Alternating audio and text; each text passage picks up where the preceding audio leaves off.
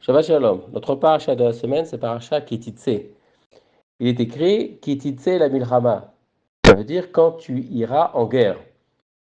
Mais quand tu iras, on n'y va pas tout seul en guerre. Pourquoi il n'est pas écrit Kititsu la milcha, quand vous irez en guerre? On ne va pas seulement nous-mêmes tout seuls en guerre face à l'ennemi.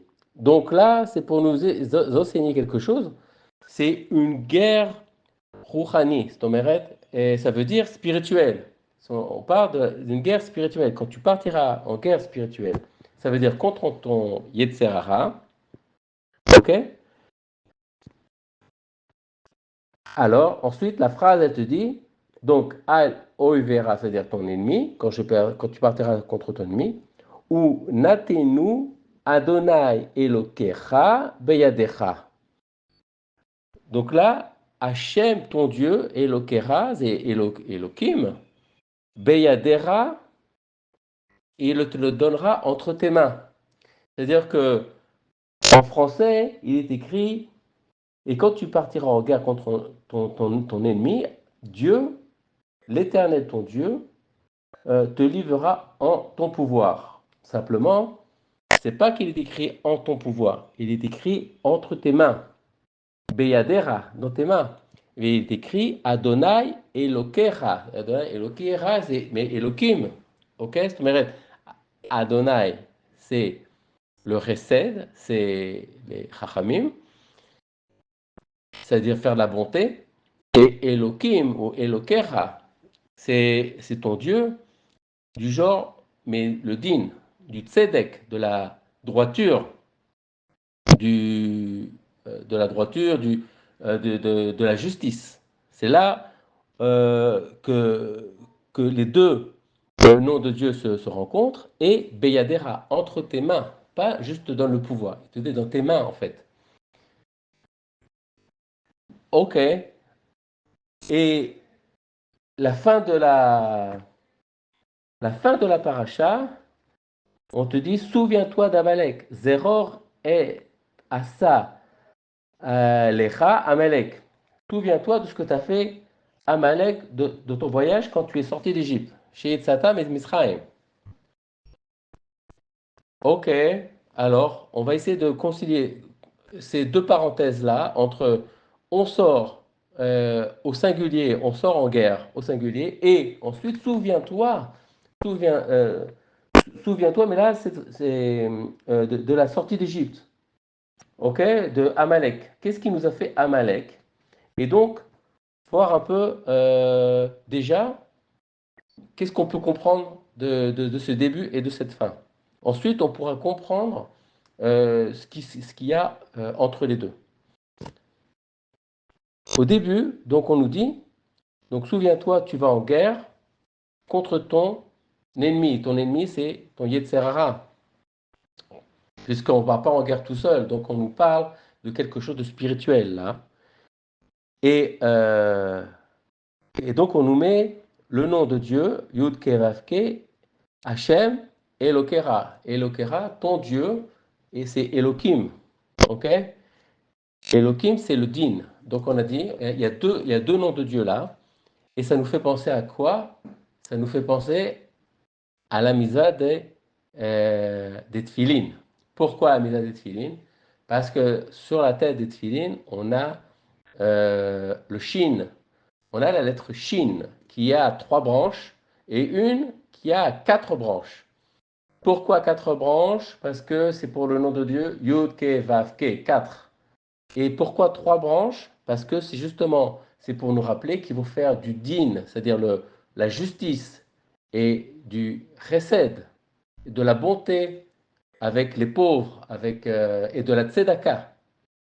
Ok? C'est-à-dire qu'il y a le maaser à faire, il y a la bonté, une justice contre la veuve et l'orphelin qu'il faut aider.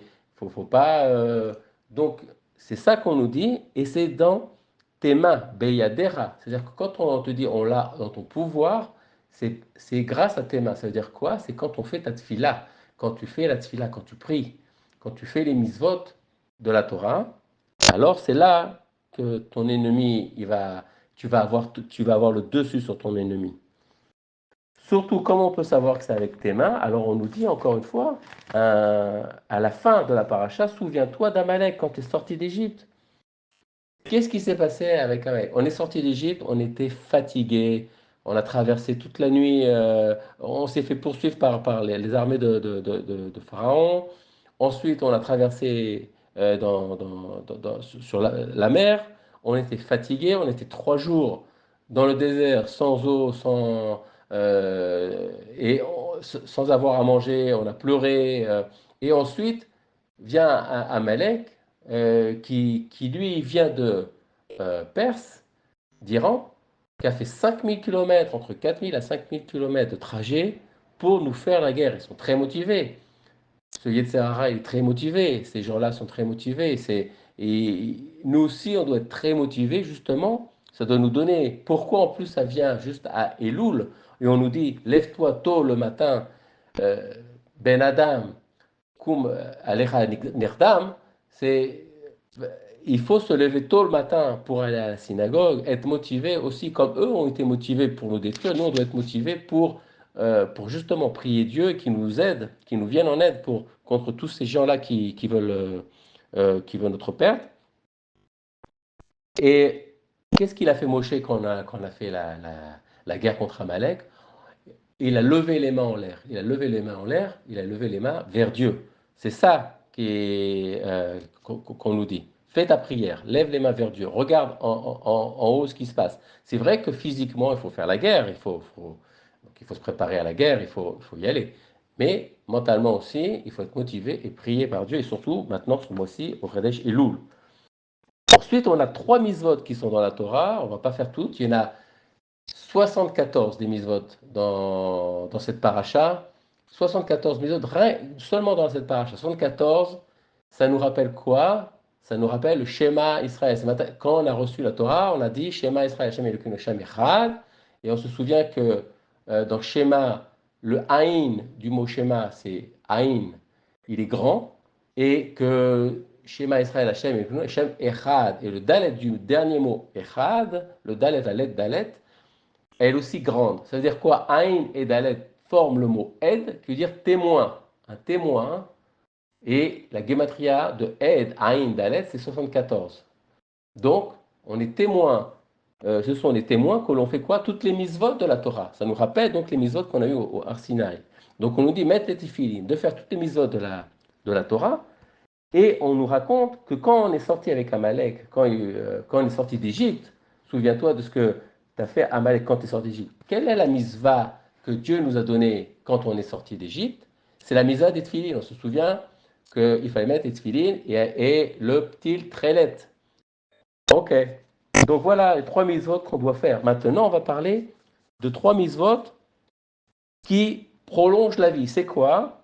Un, c'est Shiluaraken, c'est-à-dire renvoyer l'oiseau du nid et garder les petits, les œufs.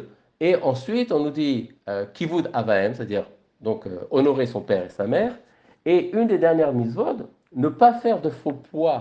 Quand tu mesures un poids, que tu vas payer, que tu regardes la quantité et que tu mesures avec un poids dans la balance, ne fais pas des faux poids pour essayer d'avoir plus d'argent ou de voler à l'autre. Et pourquoi ces 3-là te prolongent la vie? Ah, alors pourquoi? Alors le premier, chez Loahaken, quand on renvoie la mer, qu'est-ce qu'elle fait? L'oiseau de la mer pleure à Dieu. Et l'ange des oiseaux vient et dit à Hachem, et regarde, les petits sont tout seuls, il a volé les petits, c'est pas sympa.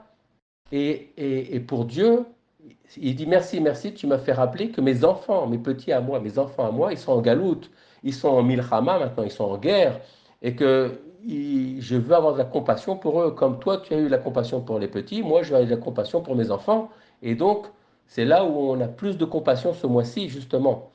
Donc chez Haken, c'est bien, et ça nous prolonge la vie. Ensuite, le kavod des pères et de la mère. Il y a 3 personnes pour avoir aussi des enfants. Tu as un père, une mère et Dieu. On a rajouté dans le mot ish le yud, dans le mot isha, c'est-à-dire la femme, l'homme, on a rajouté le yud, pour la femme on a rajouté le he, Yud et E, ça fait le mot Ya, c'est-à-dire Hachem. Ya, c'est Hachem, c'est le nom d'Hachem contracté, deux lettres.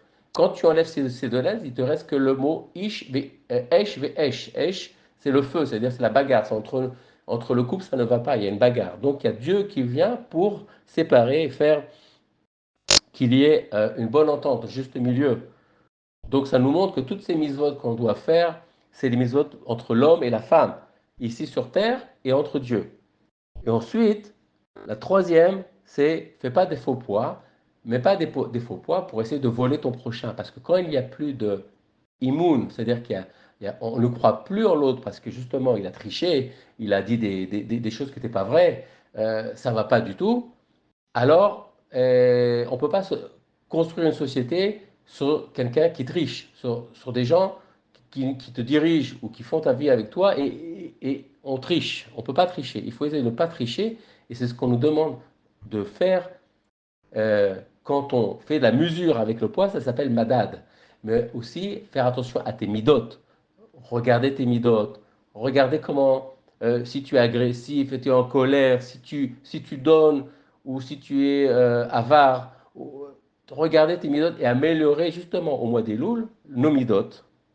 C'est ce qu'on nous demande dans cette paracha. Shabbat Shalom.